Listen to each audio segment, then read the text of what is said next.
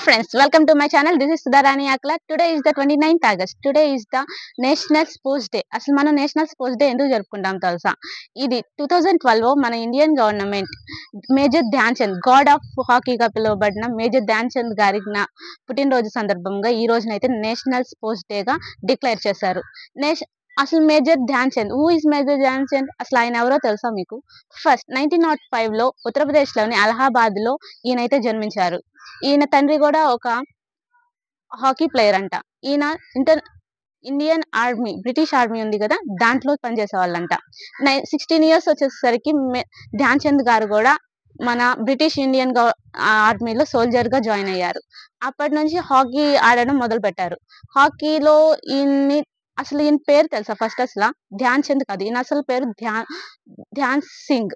అంటే ఈయన ఒక రాజ్పుత్ వంశానికి చెందిన వ్యక్తి, అందుకని ఈయన పేరు ధ్యాన్ సింగ్. ఈయనకి మరి చంద్ ఎలా వచ్చిందో చెప్తాను అనండి. ఫస్ట్ చంద్ అంటే మనకి మూన్ అని తెలుసు కదా. ఈ నైట్ టైం చెట్లున్న ఆకులు, అదే కర్రలు ఉంటాయి కదా, వాటితో ఈయనైతే ప్లే చేసేవాడంట. దట్స్ వై ఈయనకి ధ్యాన్ చంద్ అని పేరు వచ్చింది. అండ్ ఈయన ఫస్ట్ 1932లో 1 కాదు 2 కాదు 3 కాదు, టోటల్ గా హ్యాట్రిక్ టైమ్స్ మనకి ఒలింపిక్స్ లో గోల్డ్ మెడల్ తీసుకొచ్చి నా వ్యక్తి. ఫస్ట్ 1928 లో ఆమ్స్టర్డామ్ లో జరిగిన మొట్టమొదటి ఒలింపిక్స్ లో ఈయన మనకి ఫీల్డ్ హాకీలో అయితే ఫస్ట్ టైం మనకి ఇండియన్ కి గోల్డ్ మెడల్ అయితే తీసుకొచ్చారు. సెకండ్ టైం 1932లో అమెరికాలోని లాస్ ఏంజల్స్ లో జరిగిన దాంట్లో కూడా ఈయన మనకి గోల్డ్ మెడల్ తీసుకొచ్చారు. అండ్ థర్డ్ టైం ఇదైతే జర్మనీలో జరిగింది, బెర్లిన్ లో. అప్పుడైతే ఈ మ్యాచ్ చూడడానికి అప్పటి మన అడాల్ఫ్ హిట్లర్ తెలుసు కదా, ఆయన అయితే వచ్చారు. అప్పుడు జర్మనీ మీద మన ఇండియా గెలిచింది. అప్పుడు ఎవరు కెప్టెన్ తెలుసా? మేజర్ ధ్యాన్ చంద్ గారు అయితే కెప్టెన్. అప్పుడు ధ్యాన్ చంద్ దగ్గరకు వచ్చి ఇలా అడిగారంట హిట్లర్ గారు, ఏమనంటే మీరు వచ్చి మా ఆర్మీలో జాయిన్ అవ్వండి, మీకు అక్కడ ఇచ్చేదానికన్నా 10 times ఎక్కువ శాలరీని ఇస్తాము, అక్కడ ఉన్న క్యాడర్ కన్నా ఎక్కువ క్యాడర్ని ఇస్తాము అని చెప్పి ఆఫర్ చేశారంట. అప్పుడు ధ్యాన్ చంద్ ఎలానే అన్నాను, I love my India, so నేను మా ఇండియాలోనే ఉంటాను అని చెప్పారంట. సో అది ఆయన ఒక దేశభక్తి.